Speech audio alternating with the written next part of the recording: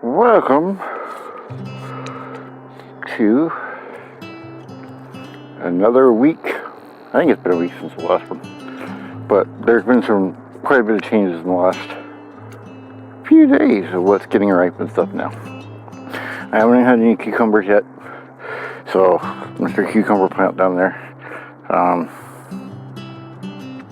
yeah, nothing yet. He's still growing though, so it's good. And then I'm going to show you guys this. I already got some of the blueberries off of here, and I mean, as you can see there, I took a picture of one of them was a ½ inch of these ones next to it, and they're not even all the way plump and ripe yet. And I got these size ones up here, about thumbnail size. It's kind of nice. All my strawberries are still doing good, and I've started, now that I have enough plants started, that I'm cutting runners off some other plants, and then any new runners I see, I'm going ahead and I'm clipping those so that it just goes into berries, because I don't really need any more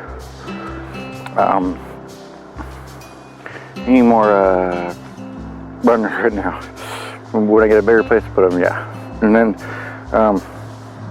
it's been really cool. I've got to cut some bean plants that have been planted in here. And like I said, we got this.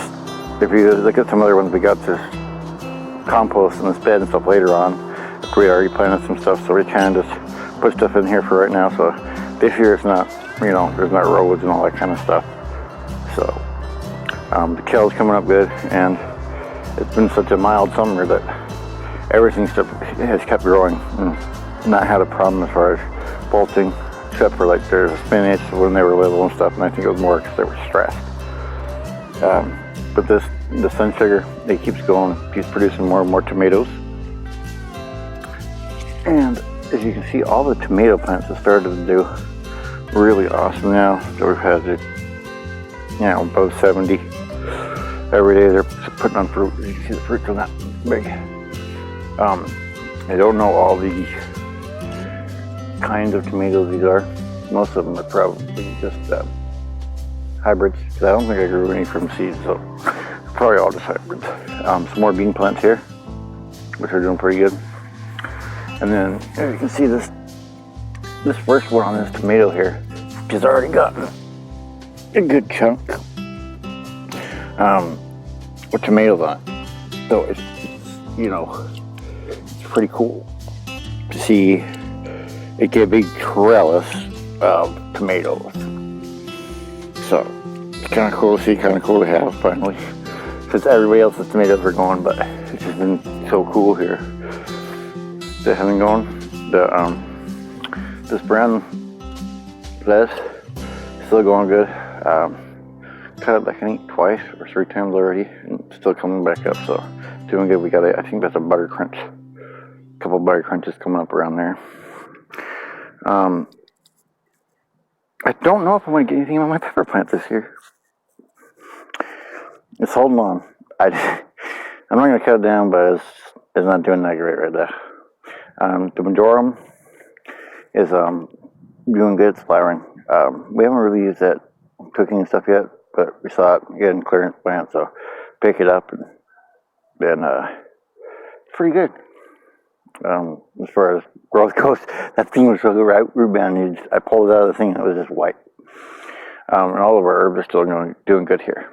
So, and I want to show you this. I want to show you why I tell you tomatoes are so resilient. I screwed up on fruiting. And as you can see, I chopped off. There's no leaders basically came up that probably is a determinant type, but it's still on fruit. It still has a ripening tomato. So you have to really try and kill these tomatoes, And then I got some more. I think this is this one that says, I still have a sticker for some reason. I think this was called the Early Girl. And it's got some nice tomatoes coming on it right now. Probably pick those tomorrow. That's my guess anyway. And then I'll show you the snapdragons over here.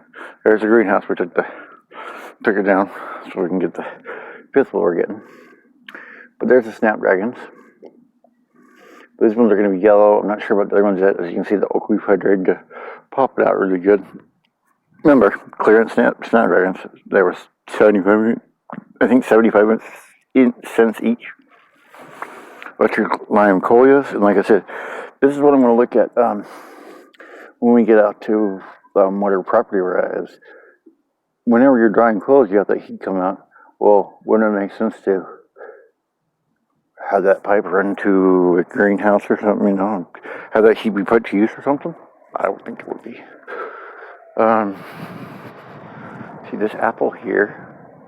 It's getting bigger. It's a little bit more red to turn yet, but I thought it was going to be a crab apple size for the longest time. I'm like, crab apple. No, it's good size. It says it's a summer red, so we'll see how that tastes.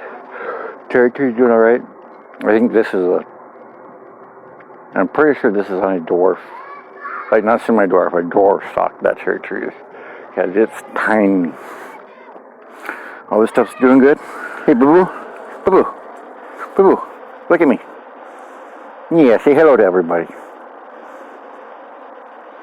You got time for that? You eat your bone? Okay. And I think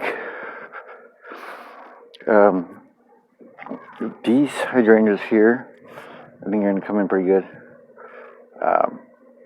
And it's not too noticeable on here, but if you take your finger, anytime you find something, if you're thinking it's growing, actually you can kind of see a little bit on this one now. See how it's a little bit darker than down here? Because the water's starting to go up there, and it's starting to rehydrate. It's a really easy way to tell if something you plant you look at it as a stick in the ground. If it's growing or not, well, that's how you can tell. So these raspberries, like I said, after I trimmed all that sickness off of them, they've actually come back really good. Again, on this poplar, you can see probably a little bit clearer on that one. That brown end, and you can see it's already got buds on it. These came from Burgess, so I'm pretty happy with them. These Lombardy poplars especially this one, like almost the first or second day, I already had that going on. And as you can see, it slowly travels down along this until you get back to the ground. More raspberry pop up here. They're doing good. The ivy's doing great now, spreading out everywhere, just like it should. Coral bark maple. I like to show you this multiple times here. It's got all these different colored leaves, and then some of these leaves look like they got, little smoke things on the end. What's up, Lucky? Yeah, that's a Lucky right there. He's German Shepherd, Rottweiler, and Border Collie. But he's the biggest sweetheart in the whole world. He wants to be your friend and your buddy. He's really good to people, that was the most important thing for me. Especially when you have a bigger dog, it's just make sure they're good with people, and he's good with people. This is a dog house we built them. Put a little, pine needle roof on it. It's alright, it does its job. You have somewhere to go when it's raining outside, pouring, and then they can go to the bathroom without having to get rained on. That's the only sunflower that's left right now, is that one. The one out front got chopped down. It got ate up so many times, tipped over, that it didn't last. Now, this is the lawnmower we use. It's just a plug-in one. But with the cord and everything, we never have to worry about gas with it. And another thing is I'm going to always try to do is anything electric tool that I can get, I'm going to try to use, because whenever you use something that's got fossil fuel, that exhaust comes out, and that goes on your garden and your ground and stuff, and that's a lot more, I would think, worse. But you can see the fuchsias now. They've lighted up. They're about to pop open, all the fuchsias. So that's good. Some of the primroses. That one's got some roses there and come back out. Here's this fuchsia. And then this primrose is a red one. And see, for the longest time, these primroses haven't been blooming. I don't know if it's shock or water or whatever, sweet potato vine. And this illumination Veronica, I think it's called, or something, but it goes on the ground cover. Purple primrose, red primrose. The dragon's breath, I don't know if that's going to make it much longer. It's been beat up, and between me and the dog, it's been beat up pretty good. We pulled the potatoes out, got about 5 potatoes out of there, and it was there's a lot less than I thought it was going to be. But it was still a volunteer one, so 5 potatoes more than I thought it was going to be, because we didn't plant potatoes anywhere else. But we dug this up, boosted it up more, put some compost on it. We put one of the seeds that, or one of the potatoes that had another sprout come off of it. We put it back in there, see how long it takes to grow. This side drain is doing all right. Kind of ate up a little bit, but they're doing all right. That's the whole thing. The lilac bushes, I trimmed up. As you can see, I'm just keeping them about the same height as the house. Just from what I've seen and what I've read, that's about the height that they should be at. As you can see, the morning glories, and those are huge flowers. They're pretty. The bugs that eat leaves and stuff seem to prefer them. They bring a lot of bees around, and other pollinators I've seen, and I don't know if it's them necessarily or not, but we also have milkweed that I've left that I've seen 3 monarch butterflies, which I haven't seen for years. So the lovey-dovey's doing okay. Starting to get on in the area, those I'm doing great. The wax begonias, we moved them here. They're doing pretty good. Pansies are still doing all right, so that's good. Our aloe's starting to respond. Now we got this. Most grocery stores you can find it, but we got this. Our local grocery store has this big old aloe leaf, so we got one and plant it and she's going. The mint's going good, and I'm keeping the mint in a small pot here. I probably, from everything I've seen, I probably won't take the mint out of any sort of container. I might get a bigger container, but that one's a white primrose there. Our lavender's still doing good, and a little ground cover. And then here you can see the allium. There's even a little bee on here right now. Little guy that likes the stuff. And like I said, I haven't come out here one day since the spring when we had the flowers open up, that there hasn't been pollinators out here. And I think it's due to a combination of the amount of flowers that we have. But I've also, especially since these have opened up, ever since these opened up this spring, these have been open. So there's always been some sort of flower open for bees or butterflies or whatever. And I think that's probably the key, is to have something blooming almost all the time. The pumpkin, as you can see, that's going crazy. So far I'm most happy with the pumpkin because, well, just like the sunflower, we're showing progress almost every day. Pumpkin is doing that as well. So I'm pretty happy about that. The ever blooming rose, as you can see, it's almost filled back in. I mean, if you look at the start, like I said, even just last week, I said I was going to fill it in. Look at it already. So, got a lot of filling going. And that's, by the way, that's a 2-year-old Snapdragon, which Snapdragons are supposed to be annual. So it's just 2 years old. And I don't see a reason, especially with that stock, it looks like freaking tree bark. With that stock, that it won't last for 3 years, if not more. Which somebody should come to the genetic experiment, because that's crazy. This ground cover is doing good. And then I've got a bunch of clippings from different little maple trees and stuff. And they're popping up. It looks like we have a sunflower. Some of the stuff I haven't seen yet, by the way. But I have sunflower seedlings all up, that were all up here, and they kind of go place around, because Kitty over there, she likes to just lay in the compost because it's dark and so it stays warm. She likes to be outside most of the night. She can come in wherever she wants, by the way. She can come in as she pleases, so she's not, we don't make her stay outside. She just likes to be outside. She likes to catch mice. She likes to catch all that kind of stuff. So that's good to have. This one, as you can see, is really hitting a growth spurt now. I mean, it's just the size of the leaves from there to there. Crazy. This is the calendula. It's popping up and doing good. I got some new growth on that fern, so that's good. The spring charms back there are doing great.